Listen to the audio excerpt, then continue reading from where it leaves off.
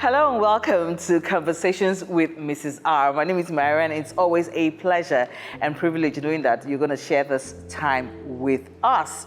Now, I have an extra smile on my face because every time Mrs. R comes, she comes with her girlfriends. So today, we are opening the door to the men, because this topic, I would like to know how they think. You know how they say, if you know what a woman thinks, you know everything. But me, I'm eager to know how the male mind works. So it will be a pleasure to introduce our guests today, or rather our friends. But I'm going to start with the person who starts the conversation all the time. It's always a pleasure being here with Mrs. NKOYO RAPU. Good day, ma'am. Thank you for having me and having special friends today. And why are we having men, Mrs. R? I think it's very refreshing to have them, because a lot of times it's usually women who speak out. So it's nice to have the men here so we can hear their perspective. And I'm sure you agree with me that there's a lot to hear from them. A lot. Okay, so it's going to be a pleasure introducing Mrs. R's friend. So, you know, she brings in the big guns. Me, I just stay and wait to learn lesson and carry biro and paper. So it's a pleasure. First of all, I'm going to introduce someone who is a licensed family life practitioner. So he's got it. So it's a pleasure to introduce Kingsley Bature. Thank you. It's a pleasure to be here. It takes a bow. Thank you. Yes. I like him all. Yes. I like him all. Just watch out. That's me. Mrs. R, it is a great privilege to be on this show. It's a great privilege to be sitting with Mrs. R. Man. I'm going far. I'm telling you, I'm going far. I've made it. I'm finally hammered. I should be saying that about him. He escaped my claws. He escaped. I'm sure he's got more followers online. Now, of course, also, we're not having him alone. We decided that if we were going to go with the men, we're going to go all out. So we're not just having one man just sit alone for the men folk. We also have another interesting and 20 plus years in marriage. It's not been so. That's huge. It's not been at all. In today's world. So it's a pleasure to have Kayode Akipelu here. He's accountant, he's a CFO, but more importantly, he says to me, I've been married for over 20 years. And for me, that's the reason why you're on that seat. Thank you so much. Thank you so much for having me. It's a real pleasure to be here. Also, just to share the male perspective on the issues to be discussed today. So I'm really looking forward to it. I'm excited to be sitting next to Mrs. R, so let the cameras roll. And of course, you know how they say returning player, no injury. It's in the lineup. The way we have decided that, very soon we're just going to give her a space, because whenever she's talking, I just listen. Because there's a wealth of experience coming. Usually we just say Auntie Tochi. Auntie Tochi is not really Auntie Tochi. She's an author. You know what I'm saying? 21st century parenting. And if you are a mom in this century, which I am, this textbook, it is textbook.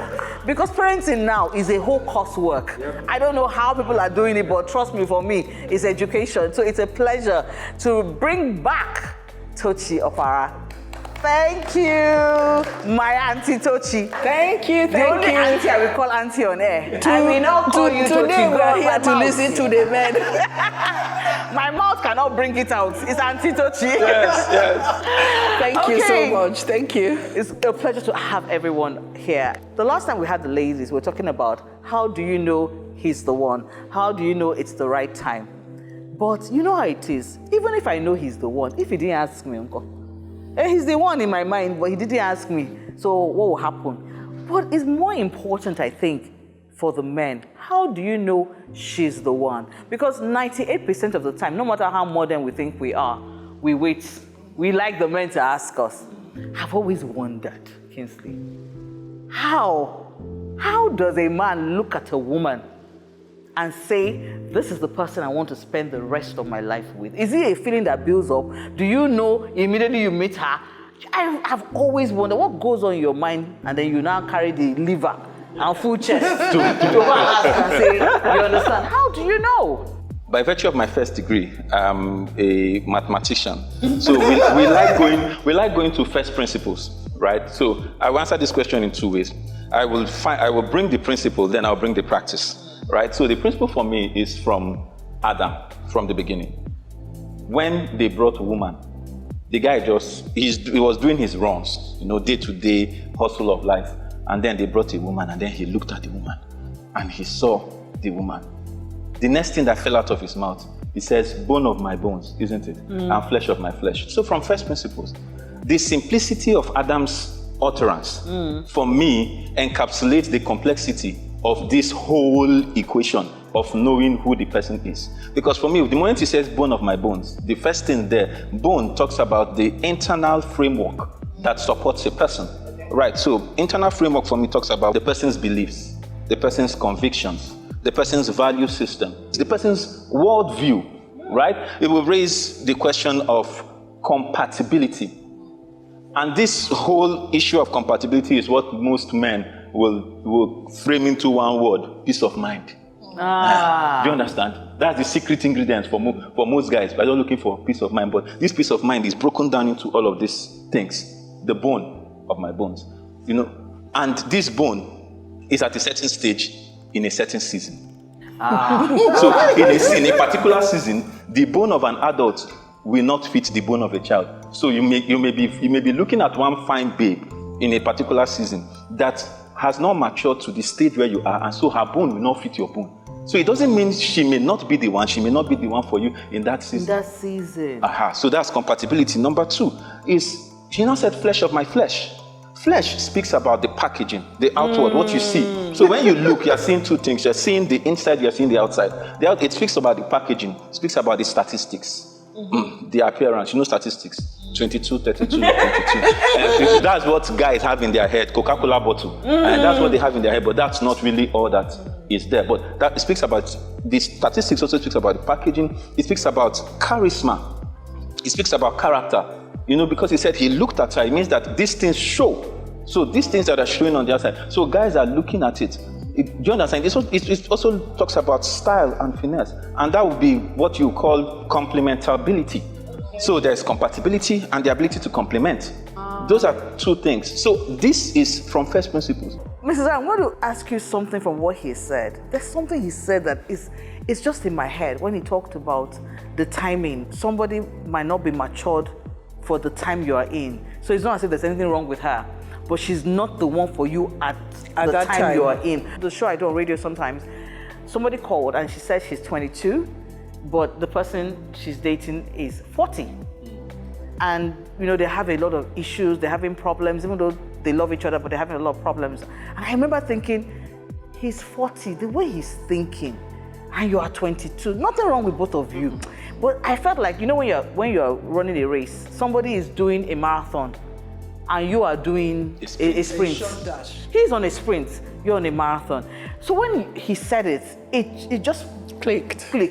So he said, if you could talk about this. Sometimes you're nothing wrong with the girl, nothing wrong with the guy. In fact, some of us can look at both of you and think you're a match, but maybe not the right time. That's an interesting one, because the dynamics are also interesting to me. One person is 22 and the other person is 40. It poses an interesting combination. Marriage is complicated as it is in its simplest form. That gap raises issues of compatibility as well, because you have, by virtue of the age gap, even if you appear to love each other, in a matter of time, it would unfold in different aspects, and the disparity could actually shake that foundation of what comes across as love. But having said that, there are people who've married with that kind of significant gap, and it's worked. So there's always an exception, what could pan out to be a general problem. I think the 22-year-old would have different friends from the 40-year-old. Yep. In our culture, it will become a problem how to relate to a husband's older friends. If you fast forward, when the man is 80, how old would she be? When the man is even 60, she's 40. So there is a lot that will happen in that setting, I think it's safe to say there'll be more disadvantages than advantages. There'll be more disparity than common ground. And that eventually could affect the marriage. It also would depend on personality type. If you imagine yourself a 22-year-old, what sort of occasions do you want to attend? You're just discovering that you're at the prime of life. And then here's someone 40. There's a lot in between that would require consideration and wise navigation of relationships. I agree. I used to say, so when I was 22, when you're 27 or 28 asking me out, I said, you're so old. I said, you're so old because you're older than my sister. You're so old. But that was just a 7-year gap. But at 40, you can marry a 47-year-old, a 50-year-old. Oh, definitely. The gap is in there because you're also you come into that season of life. Exactly. Yes. Kinsley said a lot about compatibility, someone that complements. So, is it every time you can just see that person and know? I mean, he's lucky. Fine boy, no pimple. Fine boy, fine girl. But what if you see someone who you feel compliments? She says no. Is the door shut? Or do you people see different people that compliment? Because I have to now understand. Because you get no's a lot. Guys get no's. So all those no's you got before, you asked, was it that you were just testing the ground, or there are many complimentary girls? So how does it work? Okay, just to the question of the no, first of all. If you get a no, there should be a conviction in you to follow through. So usually you can work on that conviction. If you're really convicted, because so when you say conviction, that means you're persisting. You're persisting. You're not walking away. Yes. Okay. Because at that point, you've already done the seeking. You've done the seeking, you've done the searching, and you've sought for confirmation. So if you're convinced at that point and you have a strong conviction about it, it could just be a timing issue. It could be the woman who has to wait. You have to wait for her to come to the place of also understanding and aligning with what you've seen, which she hasn't seen.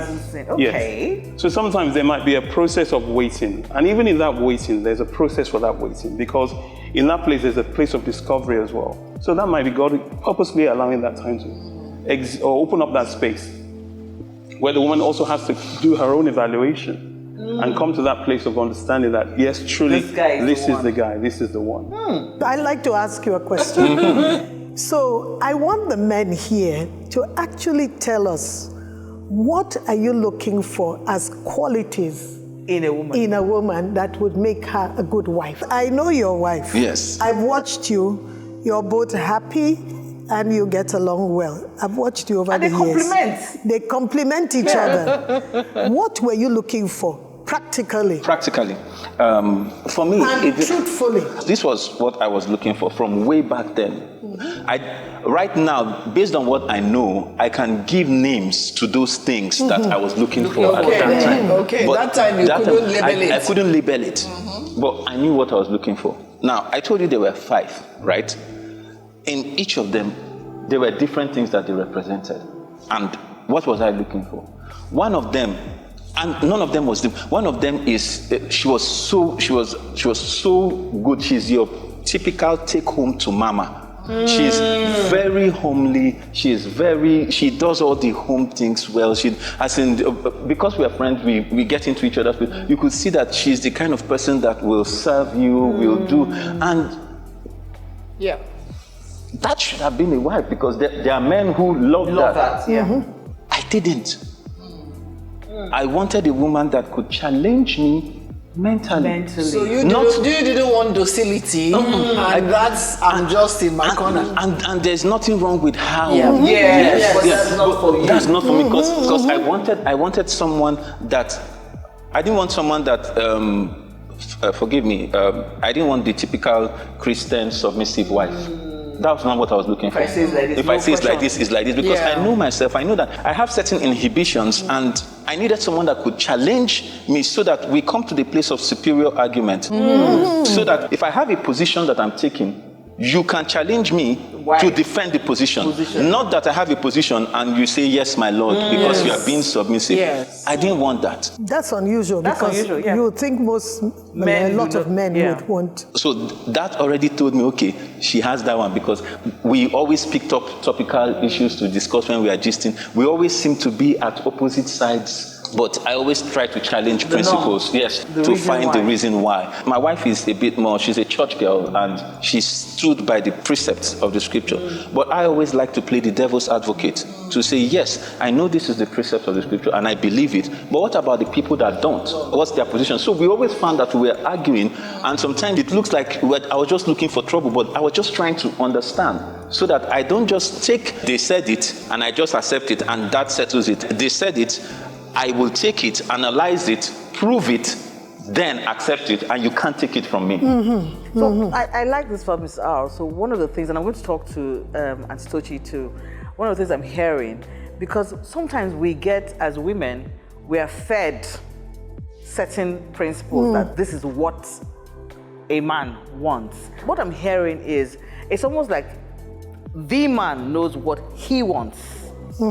You know, because he's talked about someone to challenge him. Those are one of the things people tell you. Don't challenge. Don't go there. Just wait. Later on, you will find a way. But in the beginning, present yourself as this. Don't earn too much. Don't buy the latest car. Excuse me. Doing well, people are already telling you, not get husband. Do you understand? But I'm hearing those are not even the issues at hand. And Sochi, what are your thoughts on what we're hearing now that men are saying they know she's the one? They know what they want. Very, very interesting. It's good to always hear from them. It's what that they're looking for. And also, as a mother of a young lady in that marriage belt, it's interesting. It's like shape the table.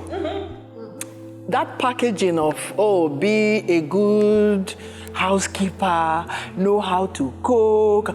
In fact, I was listening, one of the things I was talking about before we got on air, a man, he was just saying some crazy things in terms of, you wouldn't know this would come from a man.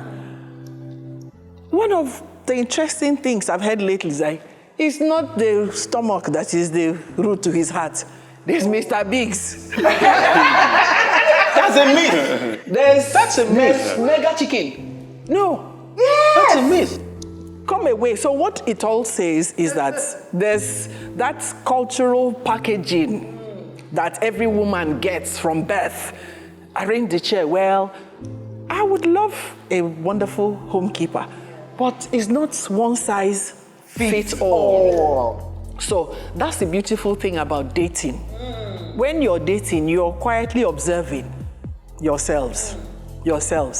Oh, yesterday we went to eat at the restaurant. He was so noisy with the cutlery. That's a no-no for me. He eats with his mouth open. Yes, the man is looking. I heard the story also of a man who was just about to marry this young girl, and one of those still checking out. He went out to a family event, saw another girl, invited the girl over to his house, and the girl came. And the girl was like, wow, you don't have a mirror in your house? So if I were to come here, how will I look at myself and know that I'm good? Your mattress is on the floor. You have a tabletop cooker. Funny. And that was what spoiled the long-term relationship. He says, this one will challenge me. This one will see that I need to do this, I need to do that. The other one has been coming. Those ones were not an issue for her. So what I'm saying is, no one size fits all. You have to be on the watch out and subtly notice what are the things that interest him. What are the things he's flat out about? No impact. And it goes both ways too. I would like to hear, I'm back and strong on this. What are the qualities and what did you see in your wife also? Okay. Let me just start with the foundational principles. I mean, there are fundamentals. Those fundamentals is just like the base of a pizza. There's no toppings on it, just fundamentals. You look for those. Then the Bible says a man finds. So he goes on a search, on the journey of finding. But in the process of finding, he also has to do an introspection. And that's the place where you begin to assess your own maturity. What are you bringing to the table of marriage? Thank you. A man has to come to that place where he understands what value he's bringing to the table. You know, the Bible says don't cast your pearls before swine. So if you have something of value, you first of all need to establish what value am I bringing to the table. And I guess it's from that place of introspection that you start to look at, okay, the lady I'm seeing, how do I complement this lady? When you say complement, it's not just the here and now.